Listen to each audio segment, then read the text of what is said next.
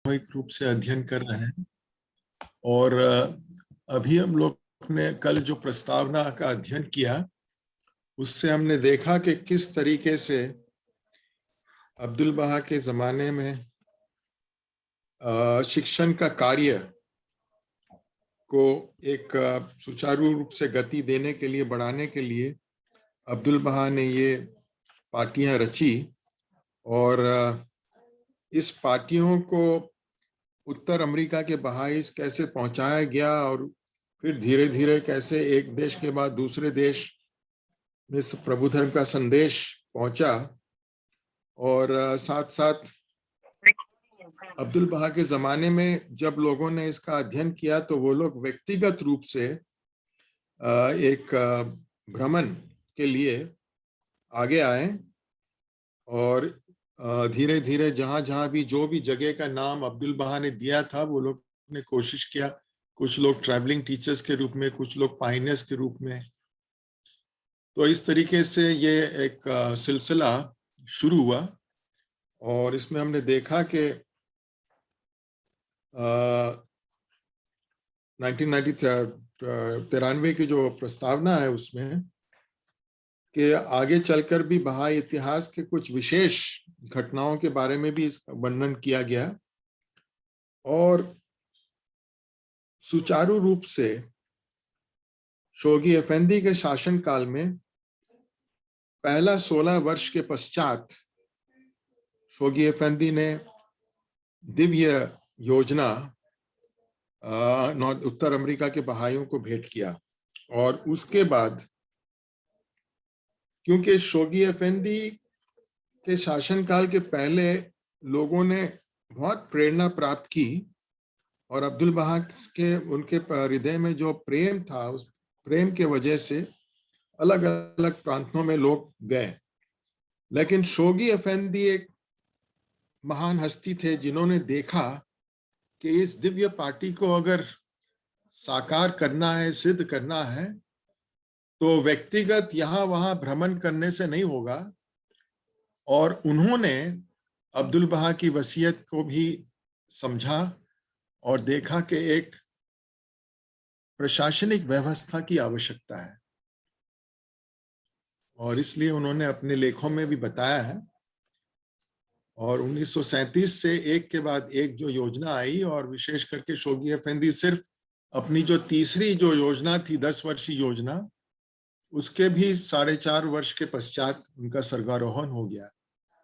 लेकिन वो काम जो उन्होंने हमें बताया किस तरीके से करना चाहिए शिक्षण का, वो फिर विश्व न्याय मंदिर ने आगे बढ़ाया और हमने देखा कि एक के बाद एक योजनाएं आते गए और हर योजना में बहुत सारी उपलब्धि, बहुत सारी सफलताएं हमें प्राप्त हुई।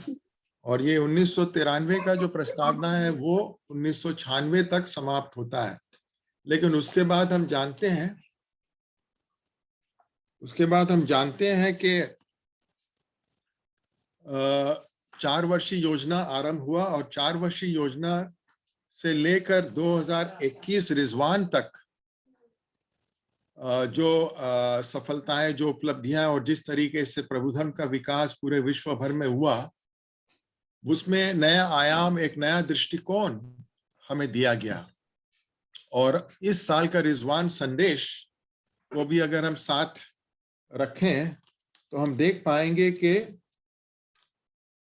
ये योजनाएं कैसे आगे बढ़ी है और अगले रिजवान से एक नई योजना 9 वर्ष का आरंभ होगा। अब इसके बाद का जो ये जेफरी मार्क्स ने एक बहुत सुंदर तरीके से एक पूरी हमें दृष्टिकोण, एक बर्ड्स आई व्यू,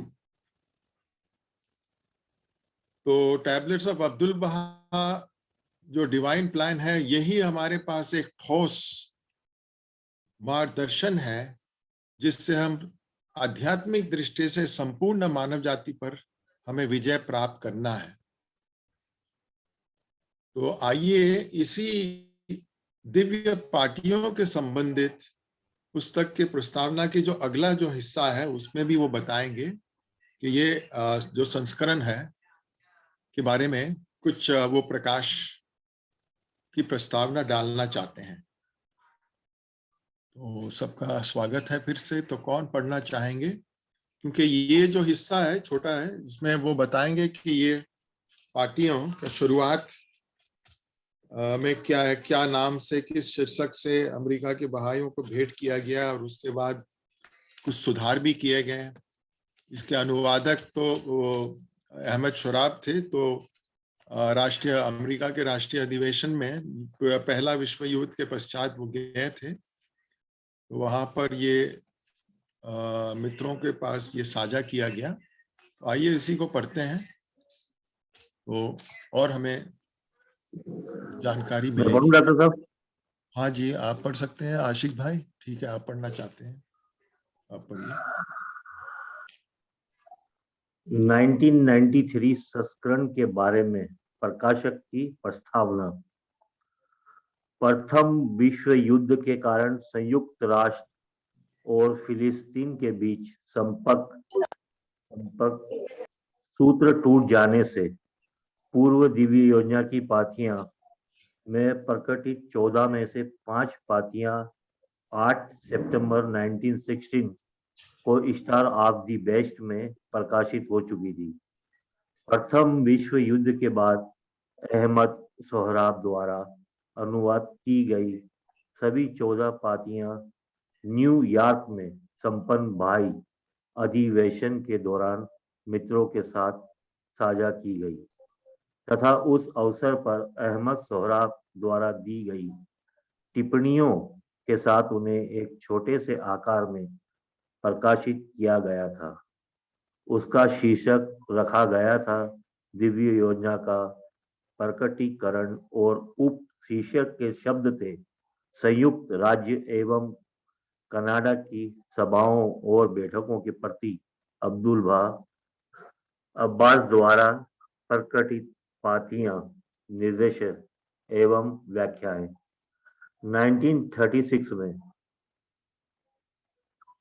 1936 में भाई पब्लिशिंग कमेटी ने केवल दिव्य योजना की पाथियों का एक छोटा सा खंड प्रकाशित किया जिसका शीर्षक था अमेरिका का आध्यात्मिक मिशन। यह पुस्तक 1948 में पुनः मुद्रित हुई। 1959 में इन पाथियों को पुनः दिव्य योजना की पाथियां के नाम से जारी किया गया, जो कि क्रमिक रूप से 7 बार पुनः मुद्रित की गई। 1971 के पुनः मुद्रित संस्करण में विश्व न्याय मंदिर के निवेदन पर प्रार्थनाओं में संशोधन किया गया। 1977 में एक नया संस्करण सामने आया जिसमें पाथियों को तिथिवार क्रम से प्रकाशित किया गया और पाथियों के बारे में यह जानकारी भी दी गई कि उन्हें कब और कहां प्रकाशित किया गया था। पिछले अनुवादों की जगह अनेक स्थलों पर शोगी एफएनवी के अनुवाद रखे गए। 1993 का यह संस्करण पॉकेट साइज में प्रस्तुत पहला संस्करण है जिसका उद्देश्य इस पुस्तक को और अधिक पाठकों तक पहुंचाना है। विश्व न्याय मंदिर के निवेदन पर पाठ की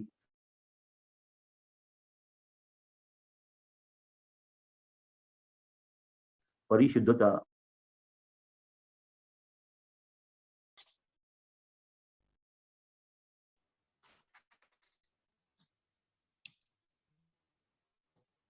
परिशुद्धता और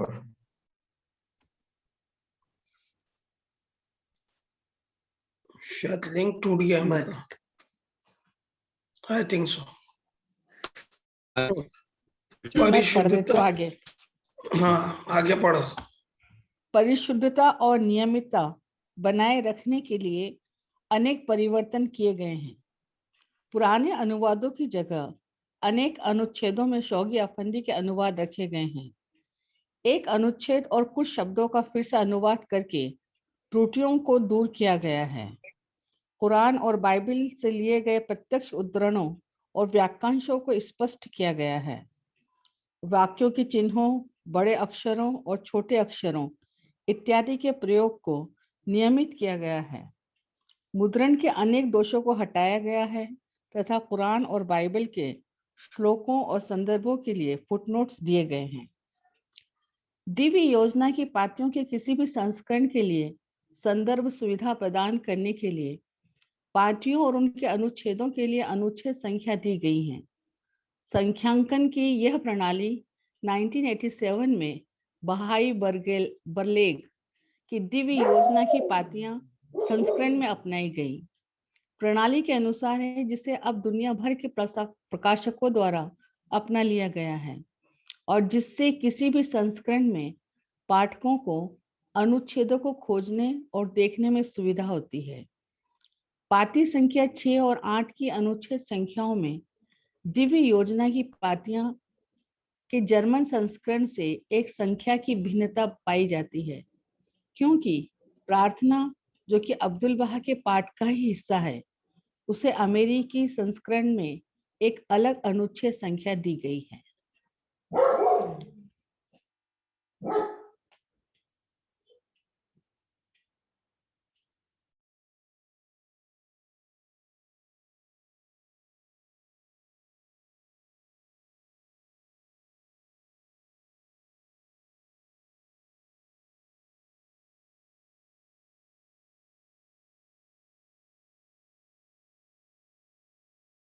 हाँ सॉरी, मैं बता रहा था कि जो बहुत बहुत धन्यवाद।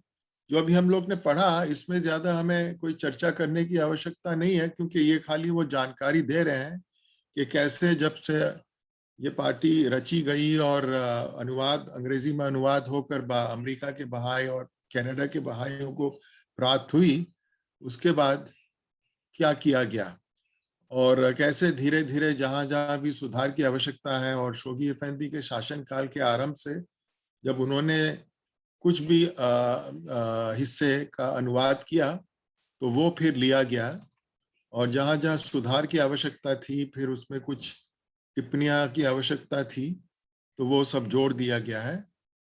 और इसका ये जानकारी वैसे हिंदी में अध्ययन करने के लिए कोई खास इसका मायने नहीं रखता है, क्योंकि हम लोग तो जो वर्तमान में जो ऑथेंटिक टेक्स्ट हमारा है उसी के आधार पे हम लोग ने हिंदी में अनुवाद किया है।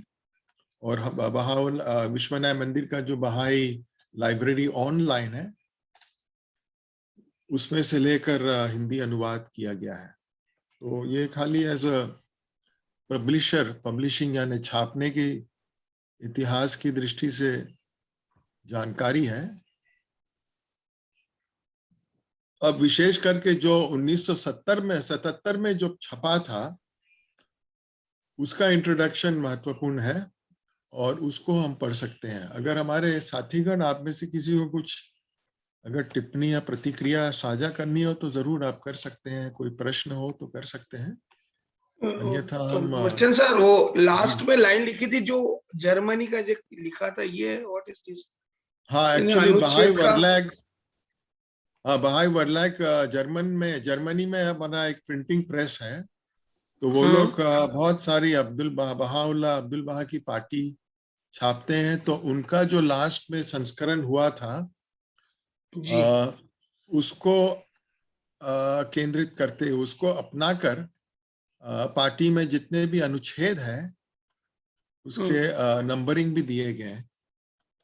तो उसके अनुसार यानी फाइनल जो अंग्रेजी में जो एक प्रकाशित लिपि उसको आधारित करते हुए उन्होंने दोबारा प्रिंट किया ना। नहीं, यहाँ जैसे जो लिखा है पाती संख्या 6 और 8 की अनुच्छेद संख्याओं में दिव्य योजना की पातियां के जर्मन संस्करण से एक संख्या की भिन्नता पाई जाती, क्योंकि प्रार्थना जो कि अब्दुल बहा के पाठ का हिस्सा है।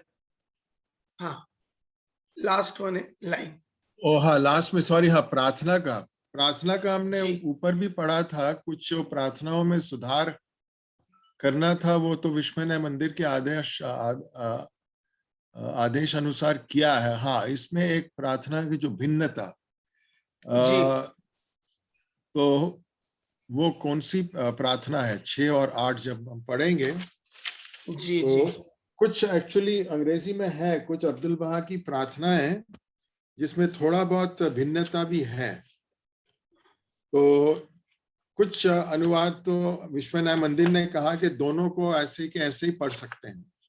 मैंने अंग्रेजी में भी अच्छा, देखा है, तो यहाँ पर वो बता रहे हैं जर्मन का 6 और ट्रांसलेशन में 8 फर्क है जो, सर। क्योंकि हर, हाँ 6 और 8 हम देख सकते हैं जब वहां पर, उसमें हर पार्टी के शेष के भाग में अब्दुल बहा की कुछ प्रार्थनाएं हैं। तो एक तो कहते हैं कि छठा जो पार्टी है उसमें कुछ भिन्नता पाई जाती है, और दूसरा जो 8 नंबर। 8वां है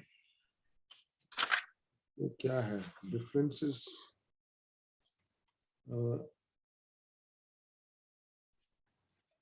जी हाँ, O thou incomparable god, O thou lord of the king. ये प्रार्थना भी बहुत ही मशहूर है, प्रचलित है। थोड़ा बहुत हो सकता है फिर बदल में कुछ हो सकता है, लेकिन दोनों अनुवाद को रखा गया है। मैंने देखा है कि अंग्रेजी में कुछ प्रार्थना है, तो थोड़ा बहुत डिफरेंस होगा, लेकिन ज्यादा कोई फर्क नहीं होगा। वो जब हम करेंगे अध्ययन तो उसमें हमें पता चलेगा। क्योंकि जो छठे पार्टी के जो प्रार्थना है ये तो हर प्रार्थना की पुस्तक में है, और जो 8वें पार्टी की जो प्रार्थना है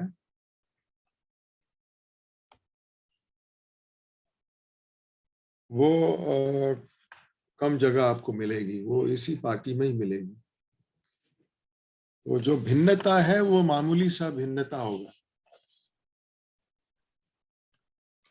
और फिर ये पार्टी की शुरुआत में वो लोग स्टार ऑफ द वेस्ट, जो उस समय जो मैगजीन निकलता था उसमें छापा था। जी तो इट इज ओनली ऑफ, ज्यादा कोई इसमें महत्व नहीं है, खाली उन्होंने हमारा ध्यान आकर्षित किया है। अच्छा लेकिन जो 76 में, हाँ 77 वाला जो संस्करण छपा, उसका जो प्रस्तावना मिस्टर अमीन बनानी ने लिखा है वो बहुत ही इंटरेस्टिंग और महत्वपूर्ण है। इसमें अच्छा उन्होंने इस पार्टियों का जो प्रभाव उस समय तक पूरे विश्व में पड़ा था उसको शोगी अफंदी के लेखों के साथ जोड़कर उन्होंने प्रस्तावना तैयार किया। तो मिस्टर डॉक्टर अमीन बनानी वो इंडिया भी आए थे, और वो हमारे hand of the cause mister बनानी के पुत्र थे। अब तो उनका भी वो भी स्वर्गवास हो चुका है। तो आइए ये प्रस्तावना हम पढ़ते हैं जो उन्होंने 76 में लिखा था, और 77 में जब ये संस्करण छपा उसमें ये दर्ज किया गया। ठीक है, तो आइए उनकी तरफ ठीक है से जो जैनब हमें, बहन पढ़िए। हाँ कौन पढ़ना चाहे? अच्छा जैनब बहन आप पढ़िए। जी हाँ ठीक है। हाँ जी, पढ़ सकता हूँ मैं। 1977 संस्करण की प्रस्तावना। अपने अनेक पत्रों और गौर पासेस बाय में सोगी अफंदी ने उन परिस्थितियों का मार्मिक विवरण दिया है जिनमें अब्दुल बहा ने दिव्य योजना की पातियों को प्रकट किया। साथ ही उन्होंने उन पातियों के सतत उभरते हुए महत्व के बारे में भी गहन अंतर्दृष्टि प्रदान की है, जिसे उन्होंने आदेश तथा शिक्षण का सर्वोच्च घोषणा पत्र कहकर पुकारा है। सोगी अफंदी के लेखों में से ऐसे अनुच्छेदों को पढ़ने से इस बात में कोई संदेह नहीं रह जाता कि दिव्य योजना की पातियां अब्दुल बहा की अमेरिका यात्रा तथा उस महाद्वीप में निवास करने वाले मित्रों से उन्हें प्रेम और स्नेह में बांधे रखने वाली श्रृंखला की अंतिम कड़ी के प्रत्यक्ष परिणाम के रूप में प्रकट हुई। अतः यह पूर्णतः समुचित और अत्यंत सहायतापूर्ण बात होगी कि दिव्य योजना की पातियां के इस संस्करण की प्रस्तावना प्रिय धर्म संरक्षक के ही इन शब्दों से शुरू की जाए। अब्दुल बहा के अथक कार्यकलापों ने प्रचुरता से जिन बीजों को बिखेरने का काम किया, उससे संयुक्त राज्य और कनाडा ही नहीं बल्कि समस्त प्रायद्वीप अभूतपूर्व समताओं से संपन्न हो उठा। उस यात्रा के माध्यम से अपने प्रिय और प्रशिक्षित अनुयायियों के एक छोटे से समूह को वे एक ऐसे अमूल्य विरासत सौंप कर गए जिसके साथ एक पवित्र और प्राथमिक कर्तव्य जुड़ा हुआ था। अब्दुल बहा द्वारा अपार गरिमा के साथ आरंभ किए गए कार्य को उर्वर भूमि तक ले जाना, उस होनहार देश को अलविदा कहते समय उनके उत्सुक हृदय में जो अभिलाषाएं उत्पन्न हुई होंगी, अपने मन में हम उनकी सिर्फ एक धूमिल छवि ही देख सकते हैं। अपने प्रस्थान के समय उन्होंने अपने शिष्यों से जो बात कही थी, हम उसकी कल्पना जरूर कर सकते हैं कि एक अकाट्य विवेक ने अपनी असीम कृपा से आपके देश को एक महान उद्देश्य की पूर्णाहुति के लिए चुना है।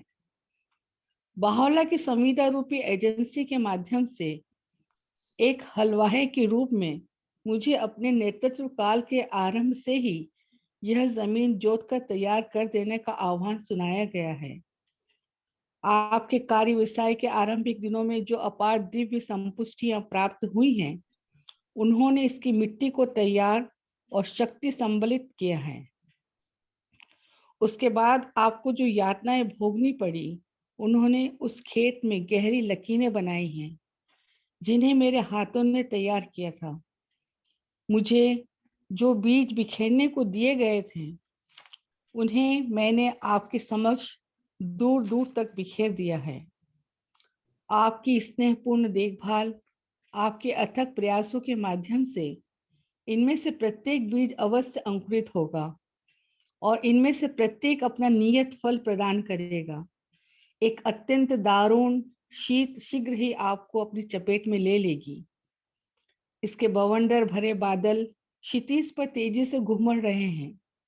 तूफान भरी आंधियां शीघ्र ही चारों ओर से आप पर टूट पड़ेंगी।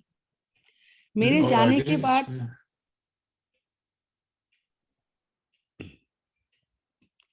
मेरे जाने के बाद संविदा का प्रकाश छिप जाएगा, के परंतु ये से शक्तिशाली विस्फोट, आपकी यह ठिठुरन भरी निराशा एक दिन गुजर जाएगी। सोया हुआ बीज एक ताजी क्रियाशीलता से फूट उठेगा। इसके अंकुर फूटेंगे। शक्तिशाली संस्थाओं के रूप में इसकी फूल पत्तियां प्रकट होंगी। मेरे स्वर्गीय पिता द्वारा आप पर जिन मृदुल कृपाओं की वासंती वर्षा की जाएगी, उससे यह सुकोमल पौधा और आपके मातृ प्रदेश से भी दूर दिगंत तक अपनी शाखा प्रशाखाओं का विस्तार करेगा और अंत में उसके प्रकाट्य का सतत प्रखर होगा। प्रखर होता हुआ सूर्य अपनी चरम आभा के साथ दीप्तिमान होते हुए अपने धर्म के इस शक्तिशाली तरुवर को समय आने पर और आपकी धरती पर अपना सुनहरा फल प्रस्फुटित करने में सक्षम बनाएगा। आगे भी पढ़ूं या हाँ, यानी ये शोगी अफेंदी के शब्दों को हम दोहरा रहे हैं। शोगी अफेंदी ने गॉड पासिस बाय में किस तरीके से दिव्य पार्टियों का परिचय दिया है, तो अब्दुल बहा ने किस तरीके से उत्तर अमेरिका के बहाइयों को आश्वासित किया और उनका जो भरोसा उन पर हुआ उनके पश्चिमी देशों के यात्रा के पश्चात, क्योंकि America was the new world और अब्दुल बहा ने ही उत्तर अमेरिका के बहाइयों को, वहां की समुदाय को एक तो दिव्य पार्टियों का जो लक्ष्य है उसको पूरा करने के लिए और फिर बहाई प्रशासनिक व्यवस्था की स्थापना, और वो आगे चलकर विश्व व्यवस्था का स्वरूप धारण करेगा, ये सारा दायित्व उन्होंने उत्तर अमेरिका के बहाइयों पे उनको सौंपा। तो इसका कारण बता रहे हैं क्योंकि उन्होंने उस देश के लोगों में और विशेष करके उनके शासनकाल में जिस तरीके से पश्चिमी देशों के बहाई उनके प्रति प्रेम प्रकट किया और जो सम्मान उन्हें दिया, और इसीलिए न्यूयॉर्क को संविदा का शहर भी घोषित किया गया और वहां पर लगभग 8 महीने से भी अधिक समय उन्होंने बिताया। तो इसमें हमें बताया जा रहा है कि क्यों उत्तर अमेरिका को अब्दुल बहा ने चयनित करके ऐसा उनको प्राथमिकता देते हुए ये दायित्व सौंपा है। संक्षिप्त में जो मैं समझ पा रहा हूं, तो गॉड पासेस बाय में इन्हीं चीजों को दोहराते हुए और अब्दुल बहा के शब्दों को भी आधारित करते हुए हमें बताया जा रहा है।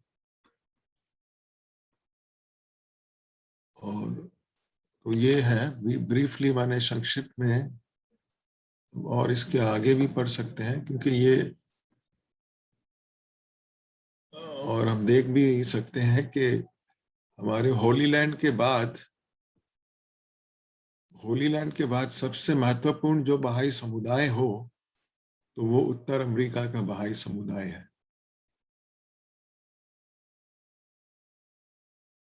और कभी आप अमेरिका के राष्ट्रीय कार्यालय में जाएंगे तो वहां पे लगभग 200 लोग काम करते हैं। और आज हमारी उत्तर अमेरिका के बहाई विश्वनाथ मंदिर का सबसे शक्तिशाली सपोर्ट भी है। और वहाँ की जो, और इसीलिए आज अमेरिका को जो प्राथमिकता भी मिली है, हालांकि भौतिक दृष्टि से तो बहुत प्रगति हुई है और आज भी अमेरिका नंबर 1 कंट्री माना जाता है, तो बहाइयों की दृष्टि, बहाई लेखों में भी अमेरिका को जो एक सर्वोच्च स्थान मिला है, आध्यात्मिक दृष्टि से भी हम देख सकते हैं। क्योंकि वहाँ हमने देखा भी है, अमेरिका के अगर जो बहाइस है वो लोग एक बार प्रभु धर्म को अच्छी तरीके से समझ लेते हैं तो वो सारा जो, यानी अमेरिका भौतिकता का भी गढ़ है, लेकिन उसको सबको भुला के ऐसे वो आध्यात्मिक पथ पे लीन हो जाते हैं। ये वास्तव में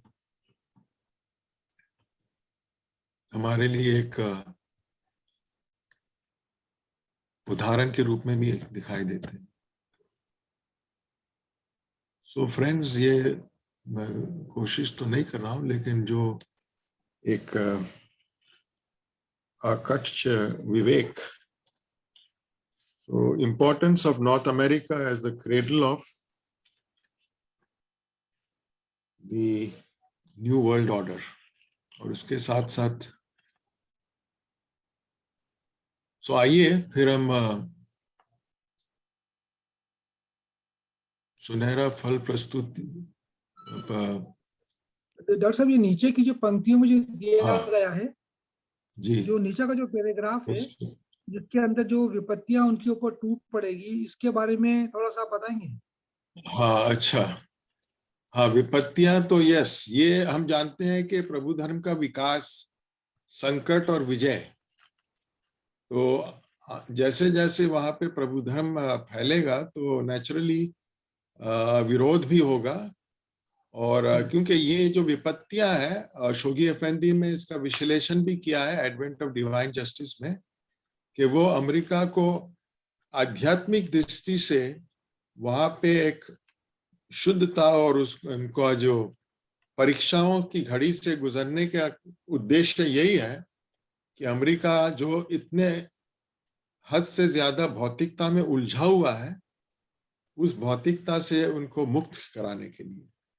क्योंकि अब्दुल बहा ने कुछ अन्य पार्टियों में भी कहा है कि America has to spiritually lead all the nations. आध्यात्मिक दृष्टि से भी अमेरिका का ये दायित्व बनता है कि वो समस्त राष्ट्रों को का आदर्श बने, उनको मार्गदर्शित करें। तो अगर अमेरिका भौतिकता से मुक्त हो जाता है तब तो वहां पे ऐसे ऐसे चमत्कार, लेकिन वो आसानी नहीं है, बहुत संघर्ष भी करना पड़ेगा। और ये तो हम जानते हैं कि हर देश में संकट के समय भी आएगा, और इसलिए विश्व न्याय मंदिर ने अपने बहुत सारी संदेशों में भी लिखा है।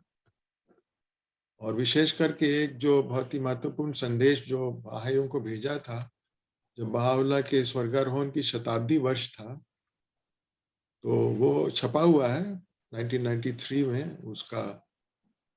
उसमें लिखते हैं कि there will be bewildering the opposition to the faith with bewildering ferocity।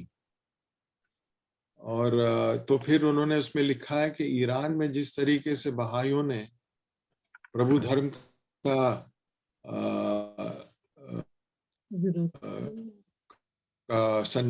बचाव किया है, प्रभु धर्म के शत्रुओं के पास हरकतों का सामना किया है, और हर प्रकार की यातनाएं और विपत्तियां का भी उन्होंने सामना किया, वो हर देश में जहां जहां भी बहाई समुदाय है, अगर वहां भी उनको विरोधाभास परिस्थिति का सामना करना हो, तो ये हमारे ईरान के बहाइयों हमारे सामने एक नमूने के रूप में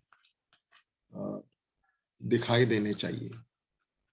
सो क्राइसिस एंड विक्ट्री वो तो शुरुआत से ही है बाप के युग धर्म बहाउल्लाह के टाइम, और पुस्तक नंबर 4 हमारी जो रूही पुस्तक है उसमें भी यही कॉन्सेप्ट है। तो जहां तक मैं समझ पाया हूँ वो यही है। नहीं, इसमें जो एक लाइन कही गई है वो किसके जी। बारे में है कि एक अत्यंत दारुण शीत शीघ्र ही आपको अपनी चपेट में लेगी, तो ये क्या हुआ था अमेरिका में? एक हाँ, the wave, I think, what is it? हाँ, I mean, there'll be the forces, you know, एक climax, एक हमें अभी पता नहीं है, यहाँ एक अत्यंत ही दारुण क्षति शीघ्र ही आपको अपनी चपेट में ले लेगी। तो इसके भी कई चीजें इसमें जुड़ा हुआ है। एक तो हम देखते हैं कि जब शोगी अफेंदी ने अपने पत्र लिखे उसमें विश्लेषण किया था कि, और उन्होंने 3 चीज को लिस्ट किया। एक तो उन्होंने कहा रेसिज्म, नस्लवाद। नस्लवाद के संबंधित अब्दुल बहा ने लिखा है कि एक समय आएगा कि अमेरिका के बहुत शहरों के सड़कों में नस्लवाद के कारण जो हिंसा होगी, इन सड़कों में खून बहेगा।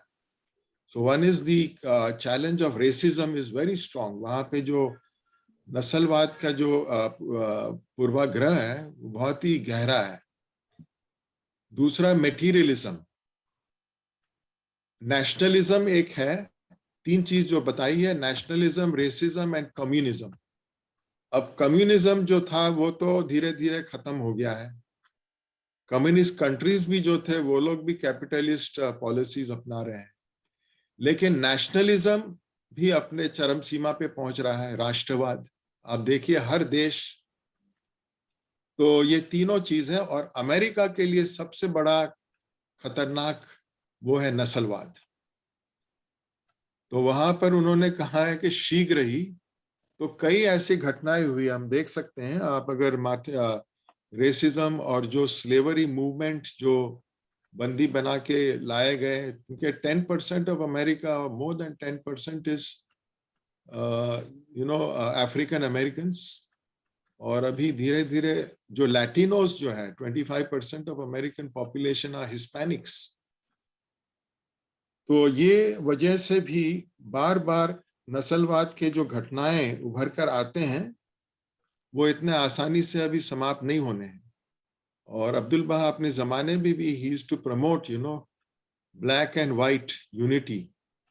कुछ लोगों को तो उन्होंने विवाह के लिए भी प्रोत्साहित किया। सो आई फील दैट जो ये आने वाले दिन में racism will be a very big challenge. क्योंकि जैसे जैसे जो वाइट रेस है, सफेद यानी यूरोपियन देश के जो वहां पे बसे हुए लोग हैं, उनकी संख्या कम हो रही है. So Guardian has also prophesied that the American country where the majority population will become the brown race.